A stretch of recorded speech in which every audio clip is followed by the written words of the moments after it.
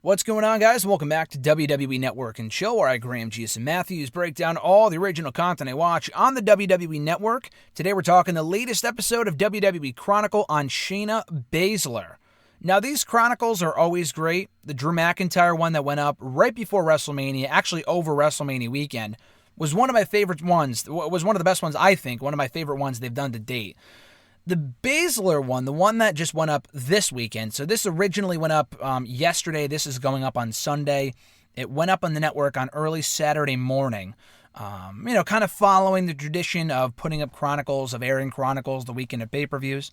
I don't think they did one over Elimination Chamber weekend. I think they did I think they were supposed to. I don't really remember now that I think about it, because I thought they were advertising this episode of Chronicle with Shayna Baszler dating back to Elimination Chamber 2 months ago. And now we're at Money in the Bank weekend, so it's better than nothing. But I thought I remember seeing it being advertised 2 months ago, because I remember seeing a sneak peek and seeing it be reported, but then it never aired. So I don't know if they thought they wanted more footage, and I'm glad they did, actually. I'm very glad they waited, because a lot like the McIntyre one, we were able to get Shayna's thoughts in WrestleMania. They covered pretty much everything from her being in the Royal Rumble through the Elimination Chamber win, main eventing that pay-per-view, winning it, going to WrestleMania, and now going into Money in the Bank. So it was actually like 37 minutes in length. It was very, very good. Shayna came across great. And again, a lot like the Drew one, they did not ignore what's going on right now. They didn't ignore the current reality of the situation and what WWE is calling the situation. It's a freaking pandemic. It's the coronavirus. It's caused WWE and pretty much every other promotion to cancel all their shows or do their shows in front of an empty arena. So that being said, they address that. They talk about her. She's very excited initially for WrestleMania to face Becky Lynch for the Raw Women's Championship. And then they get her thoughts on it right after they find out that she is still going to WrestleMania, but it's going to be in the PC in front of absolutely nobody. And she tries to make the best of a bad situation. And it sucks as much for her as it did for Drew, because, Drew has had WrestleMania moments and matches before. None bigger than the match with Brock, of course, and he was main eventing that show. But this was Shayna's very first WrestleMania. So you knew that she was very excited for it to be on that stage only a mere months into her main roster run. And then to find out that none of that is happening, she's still getting WrestleMania, but in front of absolutely no one, is gut-wrenching. So we'll start from the beginning here. They show a clip of her from May 5th, which is when this thing ran through. It ran from January 26th through May 5th. I think the 26th is the Royal Rumble, isn't it? I'm pretty sure. I think that was when the Rumble happened, but anyway. She had said that Josh Barnett, which many people should probably be familiar with, he was actually the former commentator, which is where I know him from, but he's known for a lot more than just that. He was in Impact a couple of years ago for a one-off against, I think, Bobby Lashley. He actually gave Shayna Baszler the nickname of Queen of Spades. Now, again, he was a commentator years ago for New Japan. I think I forgot to say that. He was a commentator for New Japan. He's a very famous mixed martial artist. And he was the one who actually gave Shayna her Queen of Spades nickname right before a fight. And she showed that she can do a card trick. She could do a lot of cool card tricks, a lot like Nigel McGuinness. I'm sure they're very good friends. And I think that was part of the reason why he gave her that nickname, because she could do the cool card tricks, and it ended up sticking. She said that she could take everything nerdy about her, and I guess there's a lot of nerdy things about her. And they do show at one point, she has a VR room, which is super cool, virtual reality room. And next to all the books and games and movies that they have, you see this awesome throwback Star Wars poster with signatures on it, autographs. So it's I don't know if it was hers or the rest of the Four Horsewomen. Ronda rather, strikes me as being very nerdy. Didn't think Shayna was also very nerdy, but I guess she is, and I think that's awesome. But she said that she tries to take everything nerdy about her to make it badass. So like I said, this thing takes place from January 26th, Royal Rumble weekend, through May 5th, so up until Tuesday of this past week. She talks about her, coveted Mustang, and she's a very big car person. She talked about that on that Prime Target special that went up on the network and on the WWE YouTube channel right before the big title defense against Rhea Ripley back in December on NXT. So she talks a lot about her cars and how it's very similar to her in-ring style. She talked about how she got into women's MMA when it wasn't really all that popular. and how eventually that paved the way for her to get on to the UFC's Ultimate Fighter show, which is kind of like their version of Tough Enough. Not really, it's better. But she lost in the first round. She got eliminated from the show in the first round. She ended up fighting Amanda Nunes, who I think beat Ronda Rousey later on. Maybe earlier than that, I don't know. But she faced Amanda Nunes. I don't know the result of the match, but she ended up facing her, and during the fight, she had a partial tear in her ACL. So she knew at that point, she thought at that point, it was all over. She looked out into the auditorium, into the crowd, thinking that was it. That was the final time that she would be in front of an audience. Of course, it wasn't. We would then see her at the day of the Royal Rumble. She said that she watched the Royal Rumble from the stands in 2019, also at a baseball stadium, and now it's surreal for her to be, in the Royal Rumble match itself for the women.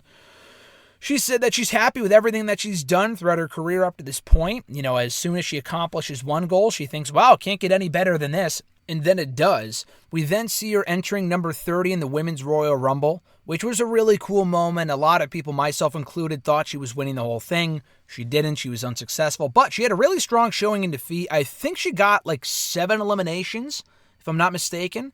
But yeah, she came up short that night. We then see her taking her dog for a run.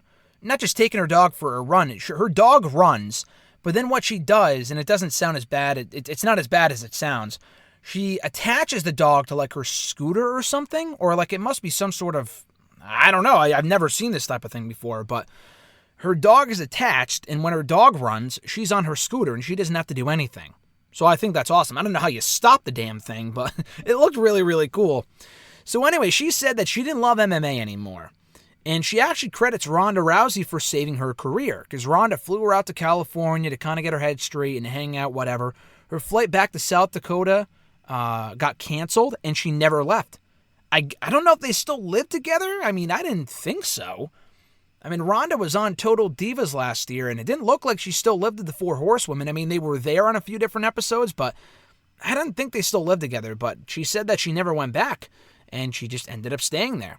They actually showed Ronda, great segue here, they ended up showing Ronda backstage all dressed up in like her hat and clothes, so just probably not to be noticed. Kind of congratulating Shayna on her upcoming Raw debut on Raw in mid-February, I think in Ontario, California, so that makes sense why Ronda would be backstage. That was never leaked. It was never said. I don't think that Ronda was backstage at that show, so pretty cool they were able to keep that a secret, despite the fact that she wasn't shown on screen. But yeah, she said that, you always envision certain moments and debuts and shit like that, and, the big pops and the boos and the cheers, but you never really envision a shock reaction. And that's what she got in that moment. Not only when she debuted on Raw, officially, but when she bit into Becky Lynch's neck and she made her bleed. That got a shock reaction. Now, I thought it was a dumb angle, but it was definitely memorable, if nothing else. She knows that she has legitimacy as a competitor, given her background in MMA.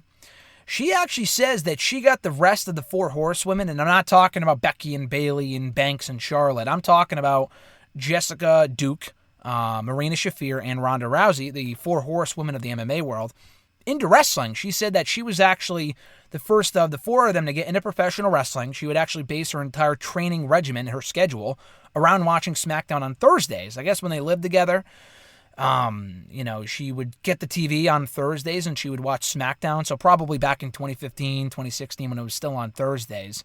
And they would watch with her, and as a result, they became big fans of WWE and the rest of professional wrestling, She mentions that, she mentions Ronda Rousey and how Ronda also kind of lost love for MMA around the same time that Shayna did. Shayna, I don't know when she got into pro wrestling. She debuted for WWE in the Mae Young Classic in 2017, but she had been doing the indie circuit, I think, for a few years before that. And she said that Ronda saw her doing wrestling and how she was already doing wrestling with the promos and stuff. She was already kind of a wrestler even before she got into wrestling. But she saw Shayna having a lot of fun and really enjoying herself, and she thought, I'm not really in love with MMA anymore either.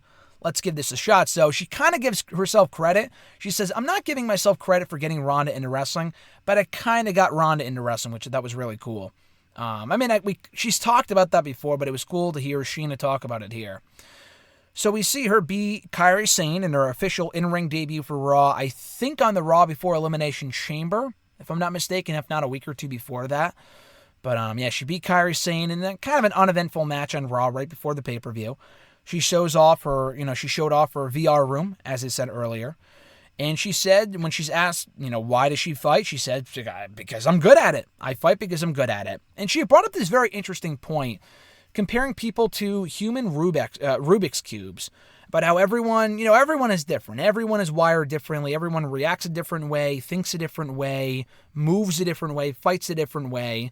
And she just so happens to be good at fighting. And that's what's really intriguing to her, how people can do different things, have different reaction times, and, reach a certain way, regardless of their body type. And, she's really intrigued by that human Rubik's Cube, as she calls it. She says, hey, a cage is a cage. Doesn't matter. Elimination chamber, MMA cage, whatever. A cage is a cage.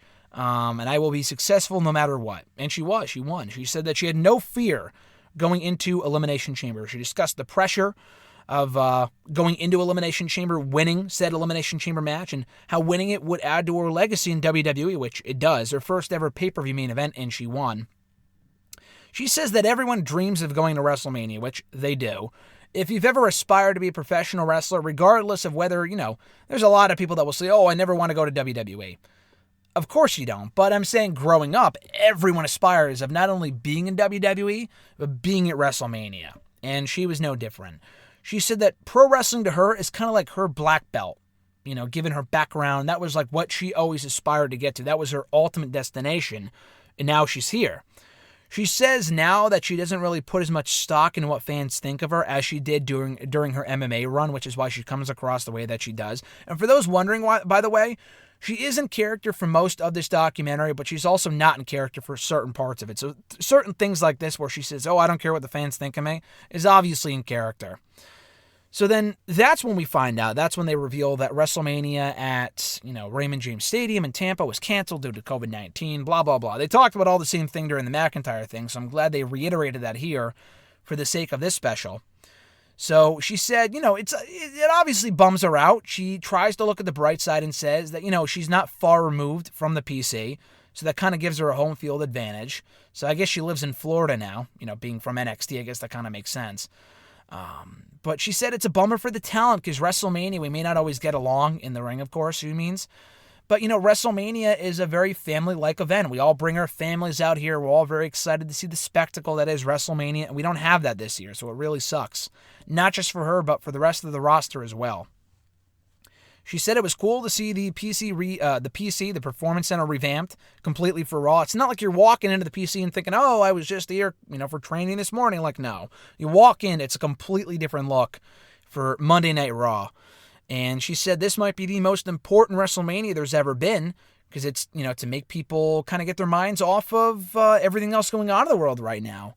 She talks about how every time she's on the phone with her family or friends, it's always about coronavirus is fucking, what is that? Cardi B? Coronavirus. I know it's a dumb reference. Anyway. But this WrestleMania, the, not sole purpose, but like a main goal at this WrestleMania is to get people's minds off of this show. And how she's come full circle with this show and, being back at the PC and, where she's going to win that championship. She's going to become the first woman to win a women's title at, not WrestleMania, but inside the Performance Center. And she wasn't. Alexa Bliss and Nikki Cross were on the first night of WrestleMania. I think she actually put on Becky's jacket backstage before she ended up wearing it, which was funny. Kind of breaking kayfabe, I guess, but it was kind of funny. She looks at this as championship game day. It's not just another sparring session. It's not just another regular fight. This is the be-all, end-all. This is WrestleMania. And she says what differentiates her, what separates her from everyone else, is that she uses that pressure, that added pressure, to excel.